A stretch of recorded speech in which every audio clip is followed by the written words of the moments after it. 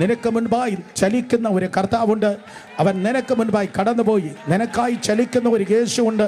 അവൻ നിനക്ക് മുൻപായി പോയി ഇരുമ്പൂടാമ്പലുകളെ തകർത്ത് താമ്രഭിത്തികളെ ഉടയ്ക്കുന്നവനാണ്. നിനക്ക് മുൻപായി കടന്നുപോയി ഇരുമ്പൂടാമ്പലുകളെ തകർത്ത് താമ്രഭിത്തിയെ അവൻ ഉടയ്ക്കുന്നവനാണ്. യേശുവിൻ്റെ നാമത്തിൽ സംഭവിക്കട്ടെ. എവിടെ കടന്നുപോയാലും കർത്താവിൽ നിത്യതയിൽ വിശ്രമിക്കുന്ന JB പീറ്റർ എന്ന ദൈവത്തിൻ്റെ ദാസൻ, ലോകം മുഴുവൻ അദ്ദേഹം ഗാനങ്ങൾ ആലപിച്ച് ദൈവകൃപയാൽ ലക്ഷക്കണക്കിന് ജനത്തിന് അനുഗ്രഹമായി സഞ്ചരിച്ചു. ഏത് രാജ്യത്തിൽ നിന്നാണോ അദ്ദേഹം തിരികെ യാത്ര ചെയ്യുന്നത്, ആ എയർപോർട്ടിൽ വന്ന് പ്ലെയിനിൽ കയറുന്നതിന് മുൻപ് ഈ വാക്യം വായിച്ച് താൻ ഡിക്ലെയർ ചെയ്യും. യെശയ്യാ പ്രവചനം 45 അധ്യായം 1 മുതൽ 3 വരെയുള്ള വാക്യങ്ങൾ താൻ വായിച്ച് ഡിക്ലെയർ ചെയ്യും. എന്താണ് ഡിക്ലെയർ ചെയ്യുന്നത്? എൻ്റെ മുൻപിൽ ഇരുമ്പോടാമ്പലുകൾ, താമ്ര കതകുകൾ എൻ്റെ മുൻപിൽ അടഞ്ഞു കിടക്കത്തില്ല. എല്ലാ ദുർഘടങ്ങളും നിരപ്പായിരിക്കും. അടഞ്ഞവയെല്ലാം എല്ലാം എൻ്റെ മുൻപിൽ തുറന്നിരിക്കും.